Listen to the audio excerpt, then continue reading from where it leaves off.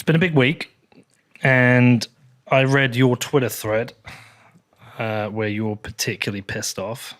Super pissed. Yeah, and rightly so. And we should dig into that. And I think one of the reasons is you went through all of this with Mt. Gox. People might not know. You know, we've got a lot of new people, new listeners. Some might not even know what Mt. Gox is, what happened. But I know you flew out there, didn't you, to Japan? I did. Yeah. Well, I flew out the first time that they got hacked in 2011. Yeah. The final explosion was 2014. But it seems like what happened in 2011 might have had a lasting impact on them. What we think happened in 2014 was that they had actually had their private keys compromised at some point in the past. And that was their cold storage. And they kept using those wallets even after those keys had been compromised. So what the hacker was doing was he just kept slowly draining those wallets over time. And Mark just didn't notice. He had this wallet off like in a vault, wasn't paying attention to it. Right. And so he was just like, the hot wallet's too full. Let me just throw this into the cold wallet, not paying attention to the cold wallet is basically continuing to get drained. So at one point the hot wallet was empty. He went to go get the cold wallet and the cold wallet was empty, but it should have had like 600,000 Bitcoin in it. Unbelievable. So, pretty crazy. But, I think in total at the time that was like 400 million bucks. And, FTX is 20 times that. So yeah. And there's no Bitcoin to recover with FTX. Seems like not. Yeah. So for the context of people, what was the impact of Mt. Gox at the time? Did that feel like that was a threat to the whole industry? Yeah, absolutely. So we were all super concerned about it. I talked to Mark about it. He was really trying to keep things going. I mean, he was extremely concerned about the impact on the industry of this blow up. And, there were several efforts to try to like raise money to save them and fill the hole.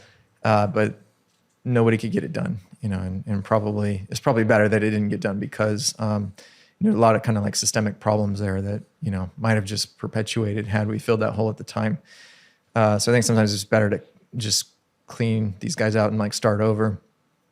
But at the time, everyone was like thinking this is going to be a massive setback. And it was, we had many banking relationships. Back in 2014, it was really hard to get a bank to work with you.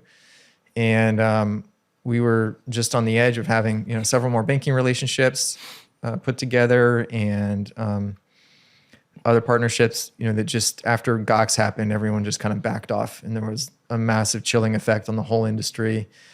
Everyone outside of the industry was scared, didn't want to touch it. And it took years to recover from that. Yeah. Yeah. Kind of a brutal experience to go through. And I think we got some good things out of it in that we got the whole movement of not your keys, not your Bitcoin to encourage people to self-custody. I mean, I wasn't around then, so I didn't go through the experience. But one of the things that stands out from that to now is that, I mean, what were we 8 years on from the... Yeah, it was like Feb 2014. And people still haven't received their Bitcoin through the legal process of having them returned. And, some of these, if they recover assets from FTX, which I don't know if they will because we get onto the hacker, but this is going to take years again to unwind. Probably, yeah. I think the U.S. bankruptcy could be faster than the Japanese bankruptcy. And there were some complications in Japan with, because there was a hack, we didn't know if the data was reliable. There had to be an investigation. And hopefully that won't take as long here. But we'll see. It's still not clear if there was a hack at FTX.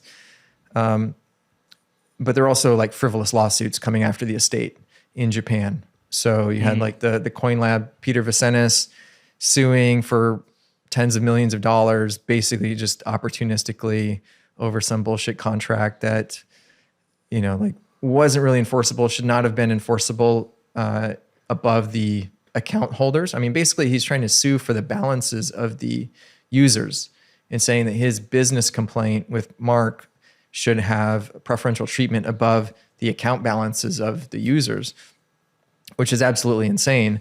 But Even if you could fight him out for years, he's basically saying like, hey, I'm just going to drag this out. So do you want to just pay me off to go away? Is that still going on?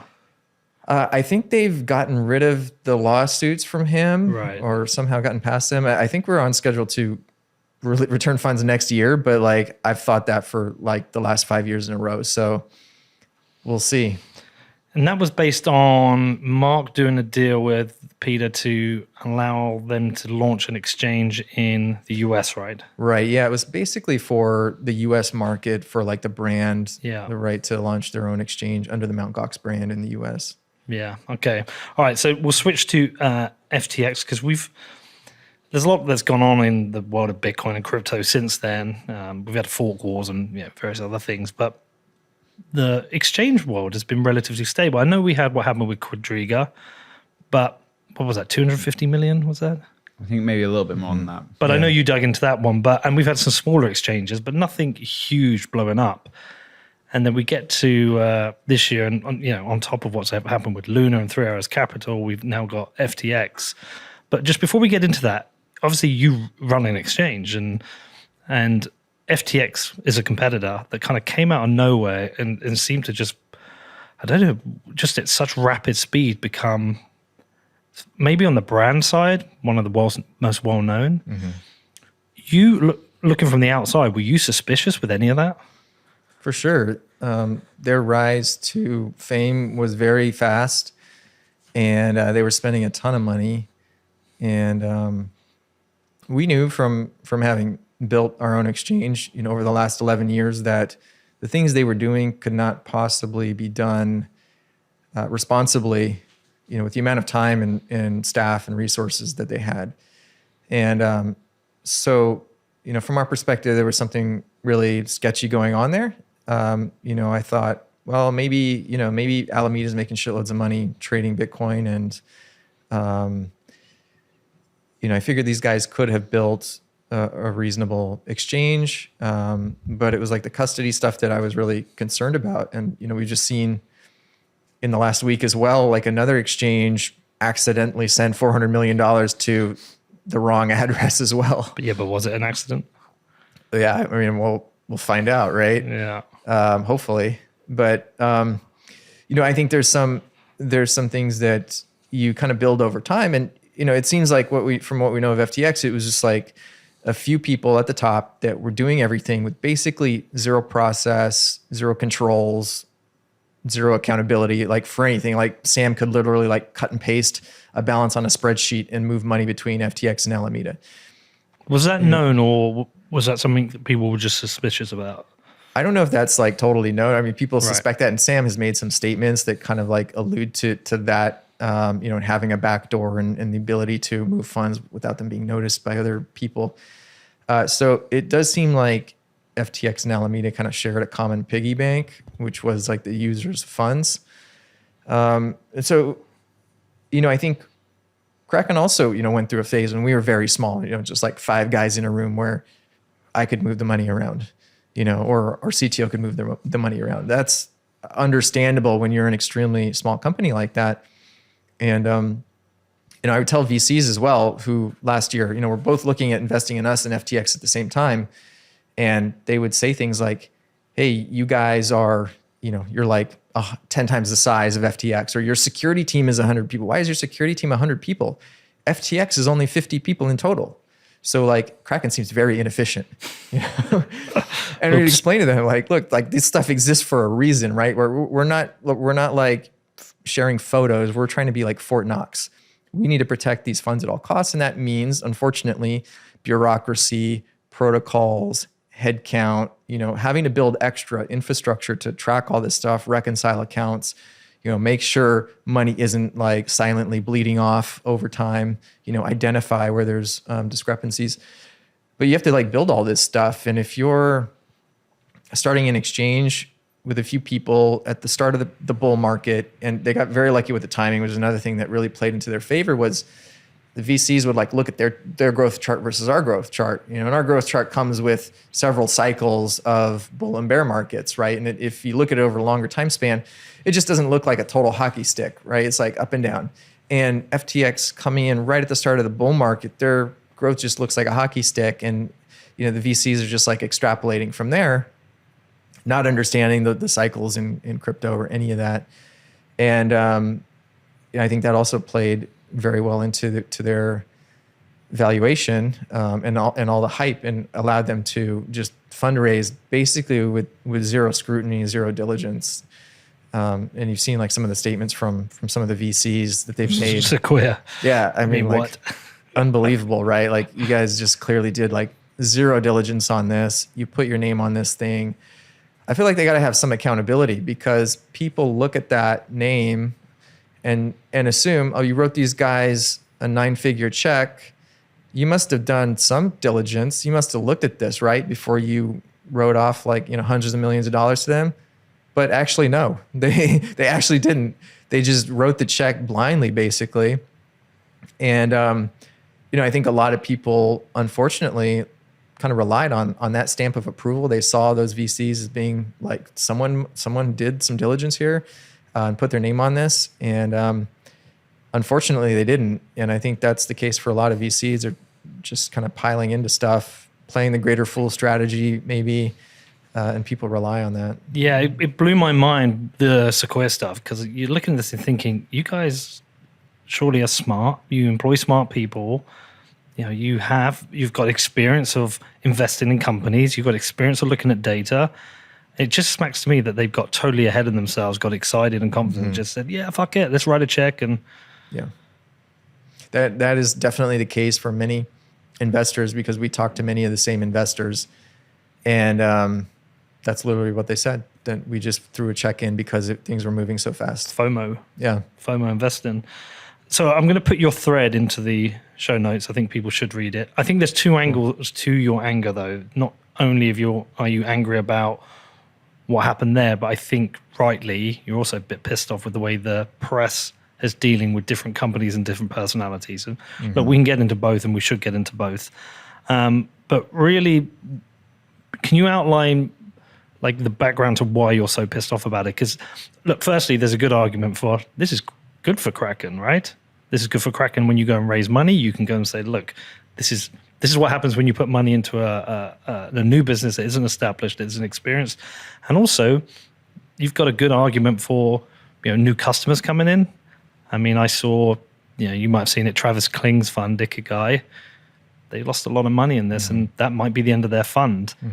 And for someone like that, I mean, I'm not going to get into the details because Travis is a friend, and that's a terrible experience for him to go through. But other traders now, trust is going to become an important thing.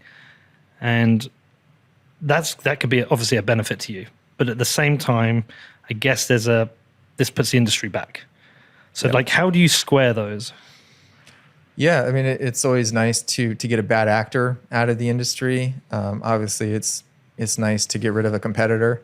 But we never sought to be like the only exchange that exists. And I think that when we're fighting these battles in DC, having more voices is better. And obviously, part of the reason for creating Kraken in the first place was what happened with Gox in 2011. And when Gox went offline for a week and a half due to a hack at that time, the whole industry was shut down. We had no price discovery. Merchants couldn't accept Bitcoin. It was a massive problem. And I thought, we better have more than one exchange just in case, so this doesn't happen again. And I think for the industry, things this time are just moving on, right? We have a bunch of exchanges. There are a bunch of other places people can go trade. It's almost like FTX was never there except for this $10 billion crater in the ground. And yes, Kraken's getting more users signing up now than we were 2 weeks ago. We're also getting more funds coming off of the exchange, which I think is great. I think people should get their money off of exchanges. I think people should spread their money around, not have it all concentrated in one place, and self-custody as much as possible. So, I'm not concerned about that. We don't get paid for holding people's balances. It's just like strictly a liability for us. So, I only want your balance on Kraken if you're going to be trading with it. Otherwise, it's just sitting there as like something for me to possibly lose, and I'm getting no compensation for taking that risk, So, on one hand, yeah, it's probably, it helps us in terms of our relative position in the market. Maybe we're in the top 3 exchanges now instead of whatever the top 4. So that's nice. But yeah, to your point, about the broader industry, there's going to be another chilling effect, I think. I think that the media cycles, once they get over Sam, and stop writing these puff pieces, if they ever will, the real story is going to come out, and this is going to be extremely negative. I think it's going to turn off retail investors. I think it's going to cause politicians to overreact and feel like they need to do something to clamp down on the space, which could just be bad for everyone. And it could send us into an even deeper, protracted bear market and winter. And I mean, just in the last week, the prices have come down. We hold a lot of Bitcoin and Ether on the balance sheet, and the prices are all down 25% from a week ago. So that's not great. I think it could be a while before we recover from this.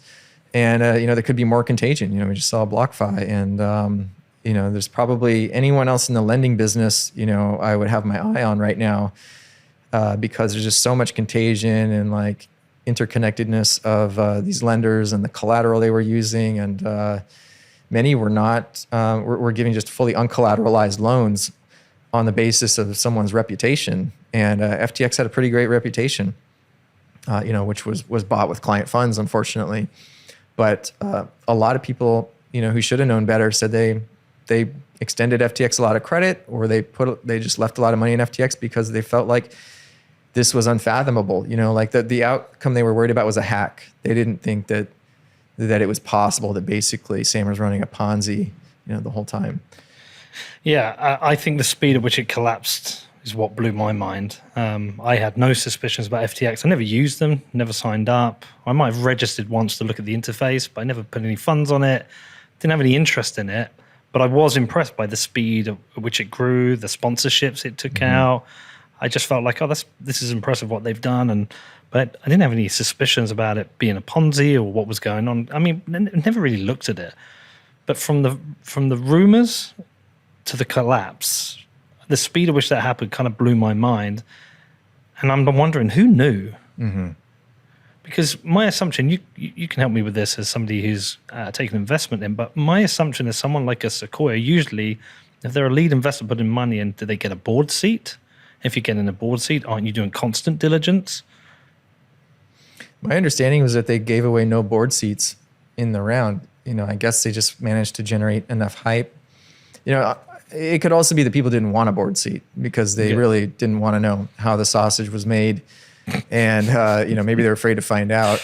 So, I think it's actually somewhat difficult to find really great board members in crypto because people don't generally understand the risks or, don't want to have that level of responsibility. Do you think this was avoidable? I don't think the world needed FTX to exist. I think there are plenty of great exchanges that have a proven track record. I mean, so from that perspective, I think we have to ask, like, why do they exist, and what is it that they did that no one else was doing that filled a hole in the market? And I think this goes back to the problem of regulators and regulation by enforcement. And FTX's primary innovation, in my view, was doing things that basically no one else could get away with because they were too heavily supervised or too heavily regulated because of kind of all the license accumulation and all of the interactions with regulators over the years. As one example, Coinbase went to the SEC asking for permission to do this, it was 3 or 4% yield product. Yep. And they got rejected, so they never launched the product. Meanwhile, FTX is offering basically the same service to Americans from the Bahamas with 10% yield. So, what is the regulator doing there? I mean, they're basically saying, okay, if you want this product, you're not allowed to get that product in the United States. You're not allowed to use a trusted, reliable, proven platform like a Kraken or Coinbase. And in fact, you've got to go offshore to get this. So people did. And, I think that was why FTX existed, because for whatever reason, the regulators like to pick on the guys in their backyard, and they've explicitly said, we say hey, why are you hassling us about this? There's like 20 other exchanges doing the same exact thing. Like, why are you bothering us? And they'll say, well, you guys are convenient. You know, if we want to subpoena them or we want to go after them, well, they're in another country. It's very difficult. It's a hassle. You know, we're just interested in putting notches on our belt. And you guys are within striking distance.